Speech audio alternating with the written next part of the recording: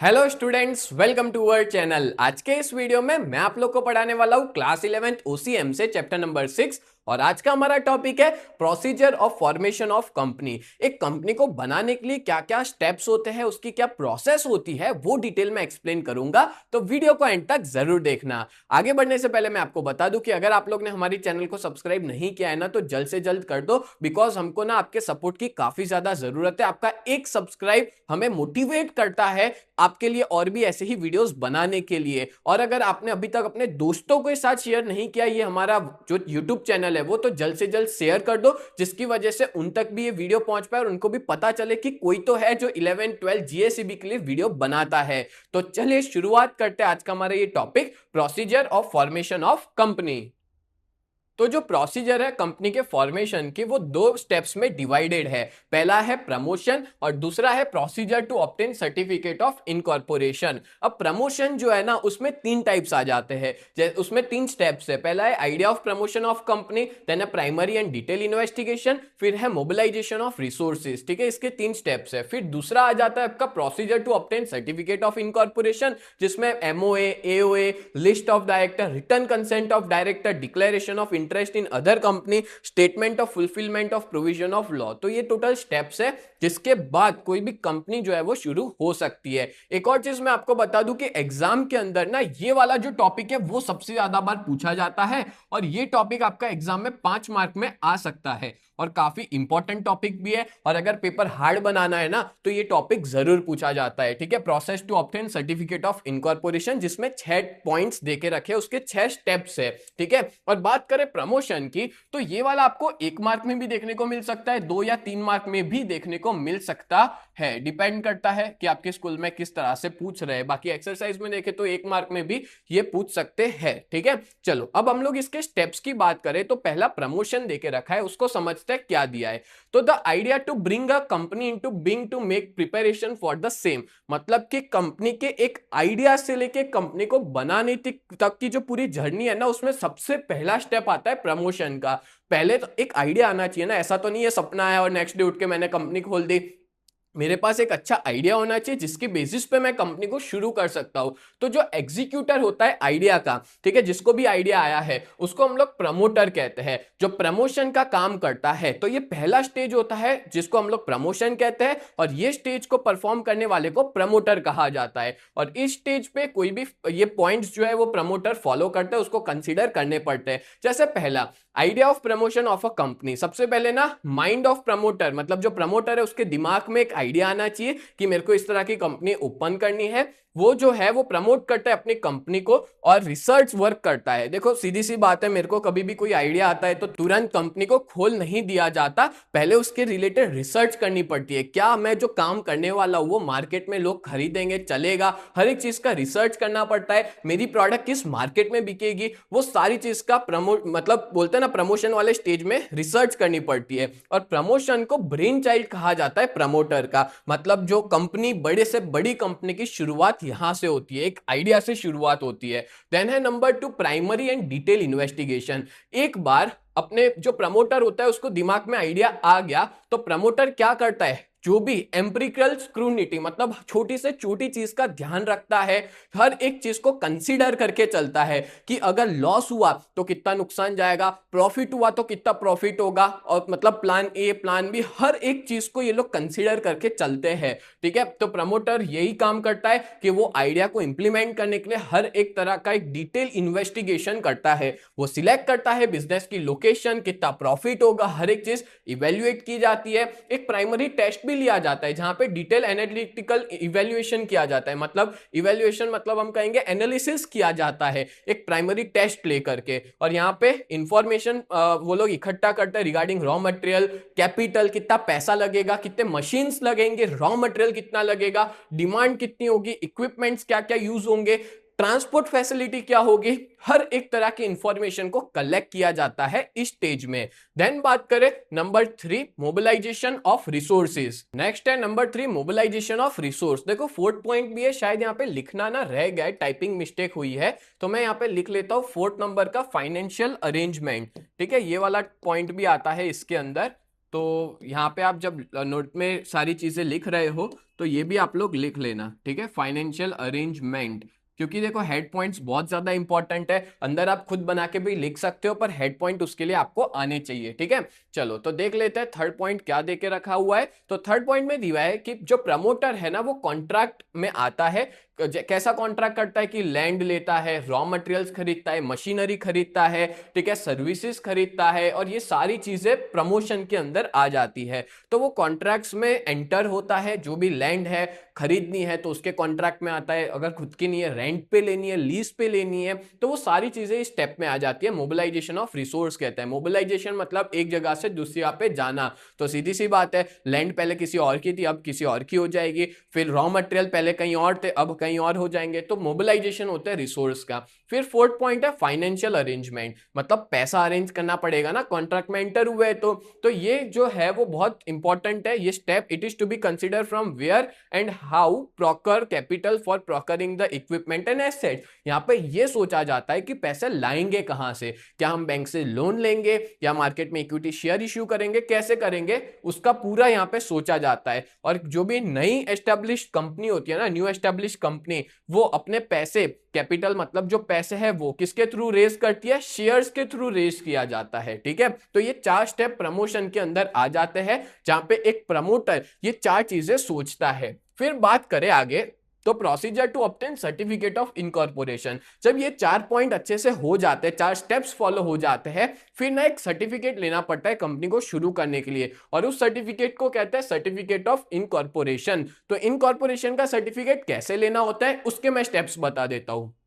तो देखो certificate of incorporation कहां से लेना होता है, सबसे पहले तो जो रजिस्ट्रार ऑफ कंपनी होता है, कंपनी शुरू करने के लिए हमको एक सर्टिफिकेट लेना पड़ता है रजिस्ट्रार ऑफ कंपनी के पास से, और उसके लिए हमको कुछ डॉक्यूमेंट्स प्रिपेयर करने पड़ते हैं और सबमिट करने पड़ते हैं किसको, उसी रजिस्ट्रार को। और अगर वो सारे डॉक्यूमेंट सही होते हैं, वो सेटिस्फाई होता है कि कोई फ्रॉड व्रॉड तो नहीं है कंपनी, उसके बाद जाकर के वो हमको सर्टिफिकेट इश्यू करता है, ठीक है। तो उसके कौन से डॉक्यूमेंट हर कंपनी को कंपलसरी बनाने पड़ते हैं।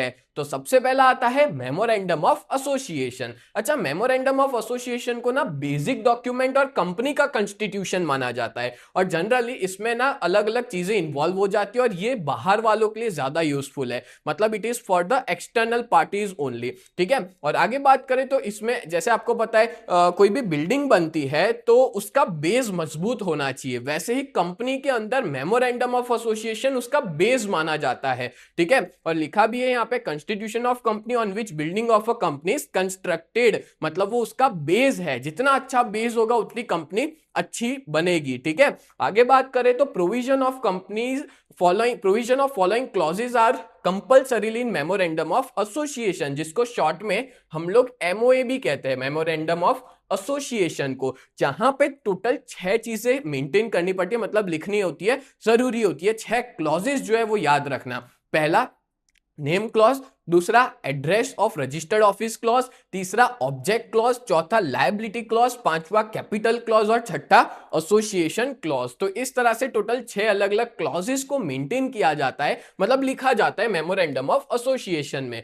पहला क्लॉज क्या है, नेम क्लॉज। नेम क्लॉज क्या है, तो कोई भी पब्लिक कंपनी होती है ना जो लिमिटेड लायबिलिटी वाली है, उसको अपने नाम के पीछे लिमिटेड वर्ड का यूज करना पड़ता है। जैसे आपको एग्जांपल दूं तो पब्लिक कंपनी में अपने एक रिलायंस ले लेते हैं, ठीक है, रिलायंस इंडस्ट्रीज लिमिटेड। तो देखो नाम के पीछे क्या आया, लिमिटेड आया, तो कौन सी कैसी कंपनी होगी, पब्लिक कंपनी तो होगी बट लिमिटेड लायबिलिटी वाली कंपनी होगी। और अगर मान लो कोई प्राइवेट कंपनी है तो उसको अपने नाम के पीछे पीवीटी एलटीडी लिखना पड़ता है, जिसको प्राइवेट लिमिटेड कहते हैं। आपने बहुत सी बार देखा भी होगा, बहुत सी कंपनियों के नाम के पीछे जो प्राइवेट लिमिटेड कंपनी होती है जो अपने नाम के पीछे लगाती है, तो नेम क्लॉज यही बताता है कि अपने को इस तरह से नाम लिखना, नाम के पीछे ये सारी चीजें लिखनी होती है। And company can not adopt a name which resembles that of other company registered in India और which is determined to national interest, मतलब कि हमको कभी भी ऐसा नाम यूज नहीं करना है जो ऑलरेडी कोई और कंपनी का नाम हो। जैसे मान लो कि मैं पूमा जो है उसके जैसा का जैसा नाम नहीं यूज कर सकता, या नाइकी है या एडिडास है, ठीक है, नहीं कर सकता। इसलिए आपने देखा होगा बहुत से लोगों के जैकेट पे ना एडिडास नहीं अबीबाज लिखा होता है, डी का बी कर देते हैं, क्योंकि सेम नाम नहीं यूज कर सकते, ठीक है। पूमा का पोमा पुमा कर देते हैं, ठीक है। ऐसे बहुत से मार्केट में जैकेट्स वगैरह देखने को मिलते हैं जो अपने थोड़े बहुत नाम में चेंज कर देते हैं। जैसे बिस्लरी का तो बहुत बार देखा होगा आपने,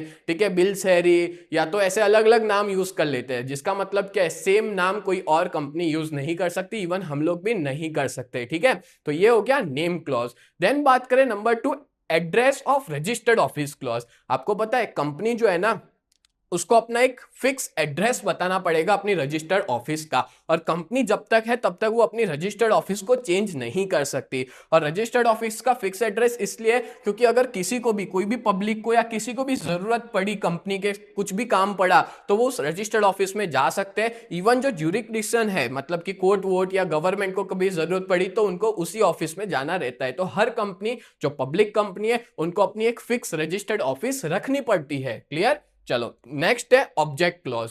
देखो ऑब्जेक्ट क्लॉज भी काफी इंपॉर्टेंट है। ऑब्जेक्ट क्लॉज ये बताता है कि कंपनी का ऑब्जेक्टिव क्या है, क्या गोल के साथ कंपनी शुरू हुई है, किस टाइप का बिजनेस कंपनी कर रही है, ठीक है, वो सारी चीज ऑब्जेक्ट क्लॉज में लिखी होती है। और कंपनी जो है वो कभी भी एक्टिविटी उस ऑब्जेक्ट क्लॉज के बाहर नहीं करती, मतलब उसका जो काम है, जो कोर एक्टिविटी है, वो उसी पे ध्यान देती है, उसका जो ऑब्जेक्टिव है उसी पे ध्यान देती है। उसके अलावा के जो भी काम है ना, वो कंपनी नहीं परफॉर्म करती, ठीक है। और जो गोल है वही, जिसके लिए वो एस्टेब्लिश हुई थी, वही काम किए जाते हैं। वो किस में बताया है? ऑब्जेक्ट क्लॉज में बताया है। देन है लायबिलिटी क्लॉज। लायबिलिटी जो होती है ना मेंबर्स की, वो लिमिटेड है, अनलिमिटेड है या लिमिटेड बाय गारंटी है, किस टाइप की लायबिलिटी है वो यहां पे बतानी पड़ेगी लायबिलिटी क्लॉज के अंदर। और अगर मान लो 1% कंपनी के केस में whose name will be entered at second person, अगर मान लो 1% कंपनी में जो एक अकेला बंदा है वो मर गया, इनकेपेबल हो गया, कुछ भी हुआ, तो उसकी जगह पे कौन कंपनी को संभालेगा, नेक्स्ट नॉमिनी कौन होगा, वो बताना इस क्लॉज में जरूरी माना जाएगा, ठीक है। तो ओरिजिनल पर्सन की जगह नेक्स्ट जो पर्सन होगा वो भी, उसका नाम इस क्लॉज के अंडर लिखा जाता है। देन आगे बात करें तो कैपिटल क्लॉज। कैपिटल क्लॉज ऐसा बोलता है कि हमारा ऑथोराइज कैपिटल है ना, व्हाट इज ऑथोराइज कैपिटल, कि कंपनी के लाइफ टाइम के दौरान कितना पैसा कंपनी मार्केट से लेने वाली है, उसको बोलते हैं ऑथोराइज कैपिटल। तो कितना ऑथोराइज कैपिटल रहेगा, अभी कंपनी कितना मार्केट से पैसा ले रही है, शेयर्स के फॉर्म में कितना पैसा ले रही है, वो इस कैपिटल क्लॉज में बताना पड़ेगा। देन है next last F, association clause. अच्छा, एसोसिएशन क्लॉज क्या बोलता है कि अगर कोई पब्लिक कंपनी है तो उसमें मिनिमम 7 मेंबर्स होने चाहिए और मैक्सिमम जो है वो अनलिमिटेड होता है पब्लिक कंपनी में। और अगर कोई प्राइवेट कंपनी है तो उसमें मिनिमम कितने होते हैं, 2 और मैक्सिमम 200 होते हैं। तो वो यहाँ पे जितने भी मेंबर्स है उन सबकी सिग्नेचर यहाँ पे करनी रहेगी, जो भी कंपनी को शुरू कर रहे हैं, ठीक है। कंपनी को एस्टेब्लिश करते वक्त जितने भी मेंबर्स है उन सबकी सिग्नेचर चाहिए होगी, जो भी मिनिमम है या जितने भी मेंबर्स है उन सब की, ठीक है। तो उसको ही अपने क्या कहते हैं, एसोसिएशन क्लॉज कहते हैं। तो इस तरह से टोटल 6 अलग अलग क्लॉजेज है जो मेमोरेंडम ऑफ एसोसिएशन में उनको मेंशन करने पड़ते हैं, और कंपलसरी हर कंपनी को एमओए बनाना पड़ता है। क्लियर? चलो आगे बढ़ते हैं नेक्स्ट पॉइंट पे। आगे बढ़ने से पहले मैं आप लोग को बहुत इंपॉर्टेंट इंफॉर्मेशन देना चाहता हूं। अगर आप लोग 11 जीएसईबी कॉमर्स में हो और अपनी प्रिपरेशन बहुत ही बढ़िया तरीके से करना चाहते हो ना, तो आप लोग हमारी इस बैच में ज्वाइन हो सकते हो। हमारी बैच का नाम है न्यू बैच, जहां पे हम लोग 4 सब्जेक्ट पढ़ाते हैं, अकाउंट, स्टैटिस्टिक्स, इकोनॉमिक्स और ओसीएम। और इन चारों सब्जेक्ट के आपको लाइव लेक्चर्स भी हम मिल जाएंगे, मतलब मंडे टू सैटरडे हर रोज लाइव लेक्चर्स पढ़ाते हैं, as well as recorded videos भी प्रोवाइड करते हैं। आपको यहाँ पे रेगुलर टेस्ट दे पाओगे, साथ में हैंड रिटन नोट्स मिल जाएंगे, 24/7 डाउट सॉल्यूशन प्रोवाइड किया जाता है। और इस पूरे बैच की प्राइस जो है वो बहुत ही ज्यादा रिजनेबल है, 2999 पूरे साल के लिए, जब तक आपका 11th फिनिश नहीं हो जाएगा तब तक के लिए। और हमारी बहुत ही बढ़िया सी टीम है। मैं आप लोग को इकोनॉमिक्स और ओसीएम पढ़ाऊंगा, कल्पेश सर आपको अकाउंट्स पढ़ाएंगे, हिमल सर आपको स्टैटिस्टिक्स पढ़ाएंगे। और अगर आप लोग इस बैच के बारे में और ज्यादा डिटेल में पता लगाना चाहते हो तो आप लोग हमारी वेबसाइट को विजिट कर सकते हो। हमारी वेबसाइट का नाम है www.ugt.co.in।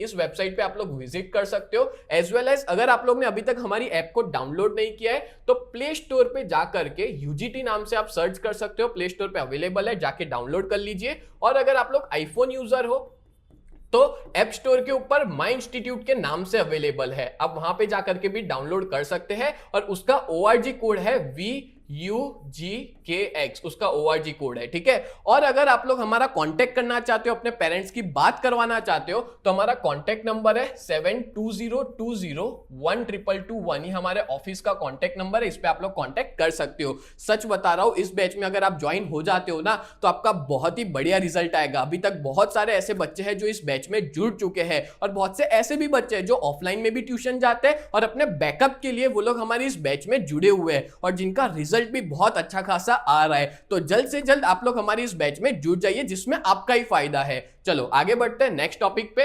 नेक्स्ट है आर्टिकल ऑफ एसोसिएशन। पता है आपको, ये भी बहुत इंपॉर्टेंट डॉक्यूमेंट है, जिसको हम लोग ना शॉर्ट में एओए कहते हैं, यानी कि आर्टिकल ऑफ एसोसिएशन। बेसिकली ये डॉक्यूमेंट जो होता है वो कंपनी के इंटरनल एडमिनिस्ट्रेशन के लिए होता है। यहाँ पे रूल्स वगैरह जो होते हैं कंपनी के एडमिनिस्ट्रेशन के पूरे यहाँ पे मेंशन करने पड़ते हैं आर्टिकल ऑफ एसोसिएशन के अंदर। बेसिकली मेमोरेंडम जो होता है ना, वो सारी बाहर की चीजें बताता है, जो ज्यादातर चीजें यूजफुल होती है आउटसाइडर्स के लिए। बट ये जो आर्टिकल ऑफ एसोसिएशन है वो कंपनी के अंदर की चीजें बताता है, जैसे कंपनी में क्या रूल्स रेगुलेशंस है, कौन डायरेक्टर्स है, सारी डिटेल्स जो है वो आपको इसमें मिल जाएगी, ठीक है। और आगे बात करें तो यहाँ पे राइट्स क्या होगी मेंबर्स की, ठीक है, ड्यूटीज राइट्स क्या होगी कोई भी मेंबर्स जो है उनकी, शेयर इंस्टॉलमेंट क्या होंगे। बहुत सी बार क्या होता है कि जो मेंबर्स लोग हैं या जो भी कंपनी में ज्वाइन होता है वो तुरंत शेयर का पैसा नहीं देते, वो टुकड़े टुकड़े में पैसा देते। तो इंस्टॉलमेंट्स क्या होंगे, शेयर फॉर फ्यूचर। अगर मान लो कि कोई ऐसा है जिसने शेयर के पैसे अभी तक नहीं दिए, ठीक है, शेयर खरीद लिया और पैसे देने बाकी है और वो अभी भी नहीं दे रहा है,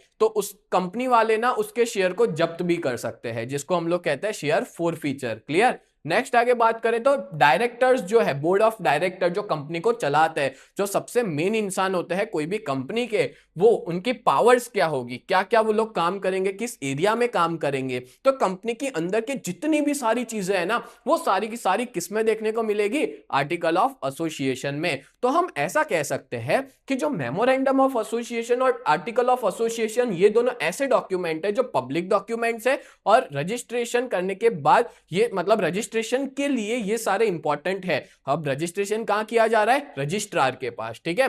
तो याद रखना article of association, then a list of directors.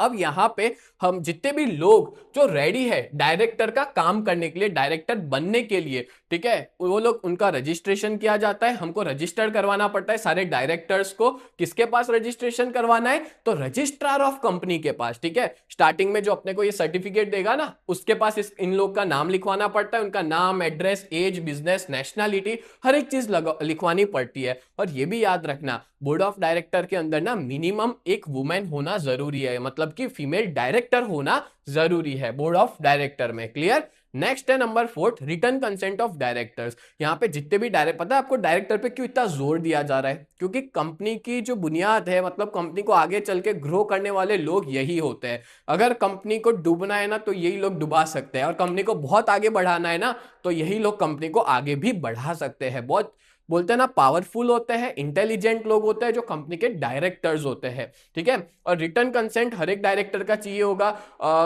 Those person whose name are mentioned as director, जो भी लोग का नाम डायरेक्टर में लिखा हुआ है, उनको ना रिटर्न कंसेंट देना पड़ेगा, उनको लिख के देना पड़ेगा कि हाँ वो खुद डायरेक्टर है और वो रिस्पॉन्सिबल है कंपनी की जो भी एक्टिविटीज हो रही है उसके लिए, और वो रेडी होते हैं काम करने के लिए एज अ डायरेक्टर्स। तो रिटर्न कंसेंट यानी कि लिखा हुआ चाहिए, उनकी लिखी हुई सहमति चाहिए। क्लियर। नेक्स्ट है number 5, declaration of interest in other company. यहाँ पे हर एक डायरेक्टर्स को ना, डायरेक्टर, मैनेजर या सेक्रेटरी या जो भी सब्सक्राइबर है, शेयर सब्सक्राइबर जो भी है, ठीक है, उन लोग को बताना पड़ेगा कि और कौन सी कंपनी में वो डायरेक्टर है, मैनेजर है, क्या उनका कोई और कंपनी में कोई इंटरेस्ट है कि नहीं, उन्होंने कोई कंपनी में इन्वेस्टमेंट किया है कि नहीं। वो सारी चीज का एक स्टेटमेंट जो है वो कंपनी वाले बनाते हैं, और वो भी रजिस्ट्रार को देना होता है आगे चल के, ठीक है।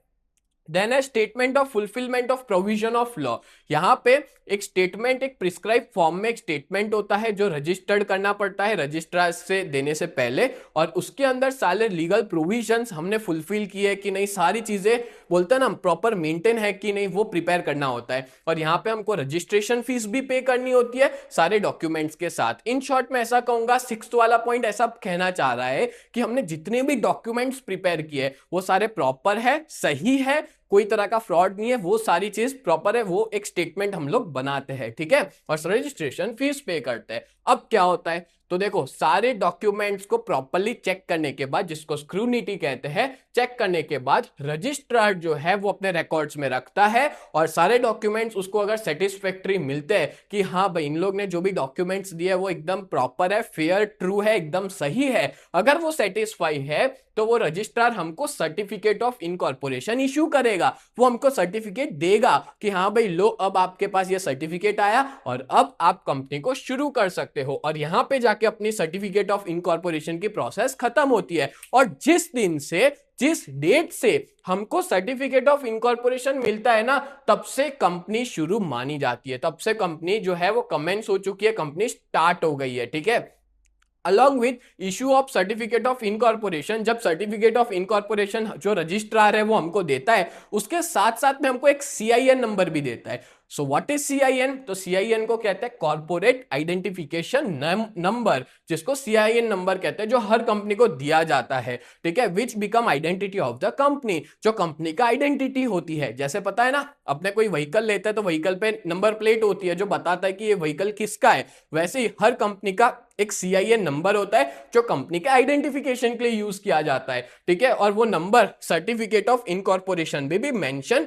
होता है। ठीक है, फिर देखे रखा है कि कंपनी जो है वो अपने सारे डॉक्यूमेंट्स, ओरिजिनल डॉक्यूमेंट को प्रिजर्व रखती है, सारे स्टेटमेंट, सारी इंफॉर्मेशन, सब कुछ रजिस्टर्ड ऑफिस में अच्छे से संभाल के रखती है। तब तक संभाल के रखती है जब तक कंपनी बंद नहीं हो जाती, यानी कि जब से कंपनी शुरू हुई है तब से उसके वाइंडिंग अप तक उसको ये सारे डॉक्यूमेंट को अपने रजिस्टर्ड ऑफिस में संभाल के रखने होते हैं। और प्राइवेट कंपनी है जो अपने बिजनेस को शुरू कर सकती है, अपने प्रोसेस को शुरू कर सकती है ये सर्टिफिकेट मिलने के बाद। बट पब्लिक कंपनी अभी भी शुरू नहीं कर सकती, शुरू तो कर सकती है as a private company, but public company तब पब्लिक बन पाएगी जब वो मार्केट से शेयर्स के फॉर्म में पैसा लेगी, मतलब शेयर्स देगी, फॉर्म पैसा लेगी, सब्सक्रिप्शन लोग करेंगे, प्रोस्पेक्टस वगैरह इशू करेगी। प्रोस्पेक्टस मतलब होता है, जैसे पता है कोई भी नई कंपनी आती है ना मार्केट में, तो अपने एक प्रोस्पेक्टस बनाती है, कंपनी का कितना प्रॉफिट हो रहा है, लॉस हो रहा है, हर एक चीज वो लोग उसमें मेंशन करते हैं। नई कंपनी यानी कि शेयर मार्केट में जब कोई नया